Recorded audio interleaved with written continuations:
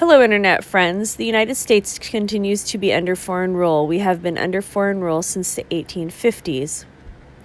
Our fake freedom and fake sovereignty is disappearing right in front of our eyes. Here's Yuri Bezmenov, who's explaining what has happened to us. Enjoy. The Soviets used the phrase ideological subversion. What do they mean by it? What it basically means is to change the perception of reality of every American to such an extent that despite of the abundance of information, no one is able to come to sensible conclusions in the interests of defending themselves, their families, their community, and their country. It's a great brainwashing process which goes very slow, and it's divided in four basic stages. The first one being demoralization. It takes from 15 to 20 years to demoralize a nation. Why that many years? Because this is the minimum number of years which requires to educate one generation of students in the country of your enemy, exposed to the ideology of the enemy. In other words, Marxism-Leninism ideology is being pumped into the soft heads of at least 3 generations of American students without being challenged or counterbalanced by the basic values of Americanism, American patriotism. The result you can see. Most of the people who graduated in the 60s, dropouts or half-baked intellectuals, are now occupying the positions of power in the government, civil service, business, mass media, educational system. You are stuck with them. You cannot get rid of them. They are contaminated. They are programmed to think and react to certain stimuli in a certain pattern.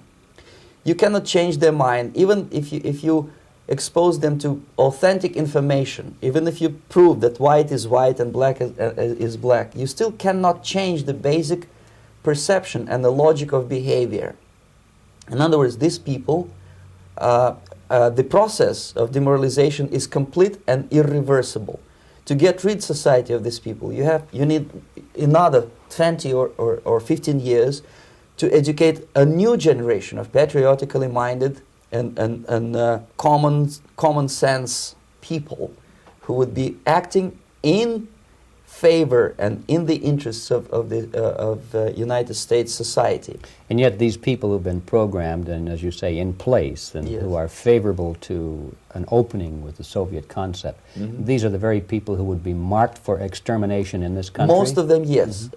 Simply because the psychological shock when they will see in future what the beautiful society of equality and social justice means in practice, obviously they will revolt. They will be very unhappy, frustrated people. And the Marxist-Leninist regime does not tolerate these people. They will join the links of dissenters, dissidents. Yes. Unlike in present United States, there will be no place for dissent in future Marxist-Leninist America. Here you can get popular like Daniel Ellsberg and filthy rich like Jane Fonda for being dissident, for criticizing your Pentagon. In future, these people will be simply squashed like cockroaches. Nobody is going to pay them nothing for their beautiful, noble ideas of equality.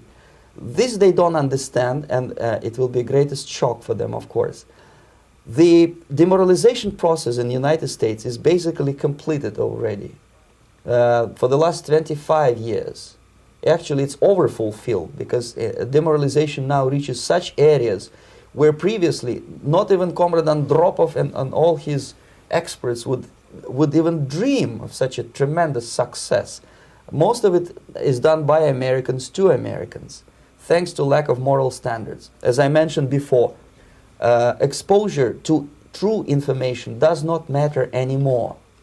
A person who was demoralized is unable to assess true information. The facts tell nothing to him. Even if I shower him with information, with authentic proof, with documents, with pictures, even if I take him by force to the Soviet Union and show him concentration camp, he will refuse to believe it until he is going to receive a kick in his fat bottom. When a military boot crashes his balls, then he will understand